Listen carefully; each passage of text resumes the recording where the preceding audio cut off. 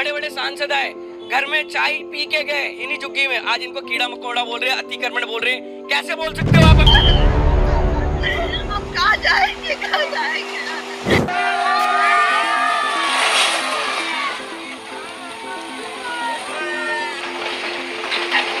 इनकी चीखें कोई सोना या चांदी नहीं मांग रही, बस अपने घर की हिफाजत के लिए चिल्ला रहे हैं। पैर छू छू के भी वोट मांगते हैं, हाथ जोड़ जोड़ के भी। दीदी जी, हमें अपना योगदान देना। हम आपके ही बहन भाई हैं, हमें अपना योगदान है। आज हम उनके बहन भाई नहीं हैं, आज उनको सब कुछ मिल गया है, तो आज हम उनके लिए कुछ भी नहीं। आज में पावर आ गई तो हम उनके भाई बहन नहीं रह गए। आज सरकार ने वादा किया था कि उनकी झुग्गियों को नहीं तोड़ेगी, लेकिन भाजपा की सरकार बनते ही सिर्फ 5 महीनों के अंदर झुग्गी वासियों को घर से बेघर कर दिया। दिल्ली में पहले से ही मल्टीपल प्रॉब्लम है और उन सभी के बीच में ये एक और बहुत बड़ी समस्या पैदा हो गई। आखिर क्यों उनके घर को उजाड़ा जा रहा है, उन्हें घर से बेघर किया जा रहा है? आखिर कितनी सच्चाई है इस बात के पीछे? आइए जानते हैं आज के इस वीडियो में।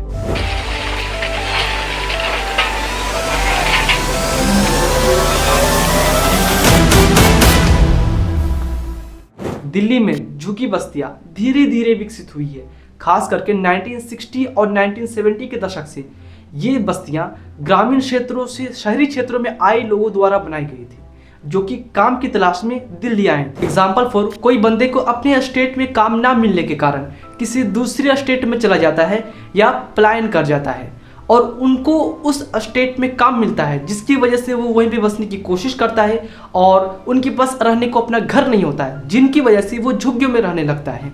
और इस तरीके से जितनी भी सारे स्लम्स, जिसे आप झुग्गियाँ कहते हैं, इसी टाइप से बसते हुए चले आ रहे हैं। अब इनमें से कोई झुग्गी 1 साल से भी रहता हो सकता है, 40 साल से भी, 50 साल से, या फिर कोई 60 साल से भी रहता हो सकता है। उनके लिए वो अपना घर होता है, चाहे उन जमीन के कागजात उनके पास हो या ना हो। लेकिन एक्चुअली में सरकार की नज़र से कि एक गवर्नमेंट प्रॉपर्टी है, सरकार जब चाहेगी तो उन जमीन को अपना बना सकती है और उनकी झुग्गियों को तोड़ सकती है। लेकिन लीगल तरीका ये होता है कि उनकी झुग्गियों को तोड़ने से पहले उनको एक अस्थाई दिया जाए, तब जाके उनकी झुग्गियों को तोड़ा जाए। इन झुग्गियों को तोड़ने की बात कब चली? जब रेलवे ट्रैक के किनारे जितनी भी सारे खंभे जो कनेक्शन पहुंचाते हैं, चाहे ट्रेन को चाहे मैनेजमेंट को, तो वहां तक घर पहुंच गए और सभी की मंजिलें, किन्हीं की मंजिलें 2 मंजिलें, किन्हीं के 3 मंजिलें, जिनकी वजह से आने वाली जो ट्रेन होती थी उनको सही से कनेक्शंस नहीं मिल पाता था और आर्थिंग की बहुत सारी प्रॉब्लम होती थी। जो सरकार वोट के वक्त झुग्गियों में जा जाके झुग्गी वासियों से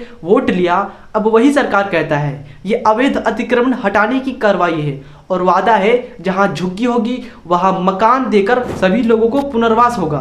किसी को घर को तोड़ने से पहले बीच में एक पिलर काम करता है, जो कि सुप्रीम कोर्ट या हाई कोर्ट। कानून के मुताबिक किसी भी तोड़फोड़ से पहले 15 दिन का कम से कम नोटिस देना जरूरी होता है, लेकिन झुग्गी वासियों के लिए कई मामलों में सिर्फ 3 से लेकर 5 दिन के नोटिस में ही उनके घर को तोड़ दिया गया, जो कि सीधा सुप्रीम कोर्ट के आदेश का उल्लंघन होता है। दिल्ली में 2015 की नीति के अनुसार 2006 और 2015 से पहले जो भी झुग्गियां थी उनको पुनर्वास होना चाहिए और इनमें कई लोगों को प्लॉट मिला और कई लोग कह रहे हैं या तो उन्हें प्लॉट मिल ही नहीं या उन्हें ऐसी जगह भेज दिया गया जहां पे मूलभूत सुविधाएं उपलब्ध ही नहीं, जैसे कि टॉयलेट, पानी, ये सारी सुविधाएं नहीं उपलब्ध। मैनेजमेंट का कहना है कि आप लोग पहले मंजिलों में रहते थे, जिनकी वजह से आपको प्लॉट नहीं मिलेगा, जो कि एक स्पष्ट है। दिल्ली में जमीन की कमी है, लेकिन जो लोग सालों से रह रहे थे उनके घर को तोड़कर सड़क पर कर दिया। शहर की योजना लोगों की भलाई के लिए होनी चाहिए,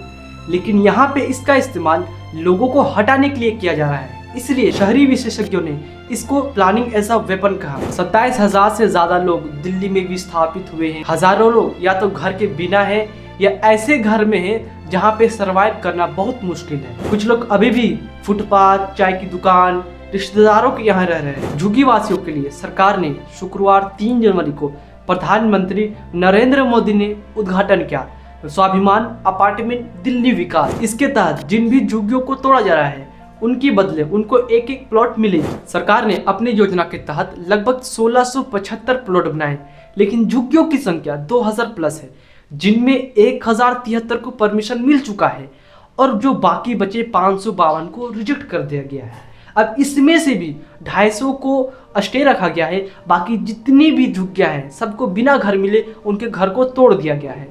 अब जो स्टे रखा गया है उनमें सरवाइव करना बहुत मुश्किल। जैसे कि कोई गांव है जिसमें आपका बीच पे घर है और चारों तरफ से सभी घर तोड़ दिए जाए। घर को तोड़ते वक्त जितनी भी सारे बिजली की खंभे हैं वो भी टूटते हैं, पानी आने वाली जो पाइपें रहती है वो भी टूटती है और नलके जाम हो जाती है। तो ऐसे सिचुएशन में वैसे जगह पे सरवाइव करना बहुत मुश्किल हो जाता है। तो कुछ इस तरीके से बहुत सारे लोगों को पेपर की वजह से रिजेक्ट कर दिया गया है। बहुत से ऐसे लोग हैं जिनको नागरिकता ना होने की वजह से रिजेक्ट कर दिया गया है और बहुत से लोगों को मैनेजमेंट सही तरीके से ना होने की वजह से रिजेक्शन मिल रहा है। दिल्ली की जेरल वाला बाग जहाँ पे झुग्गियों का बस्तिया रहा करता था, लेकिन अब वहाँ पे झुग्गियों का एक मैदान बन चुका है, यानी सारी झुग्गियाँ टूट गई है और वो जमीन एक मैदान बनता हुआ जा रहा है। सरकार इन सभी प्लॉट को अपने कब्जे में लेना चाह रही है ताकि इनमें कुछ कंस्ट्रक्शन स्टार्ट किया जाए, कुछ डेवलपमेंट किया जाए। ये सारा इंफॉर्मेशन लोगों को पर्सनल ओपिनियन है जो लोगों के अंदर से ऑटोमेटिकली निकल रही है, क्योंकि किसी का घर टूटता है। सरकार ने अपने स्वाभिमान अपार्टमेंट योजना के तहत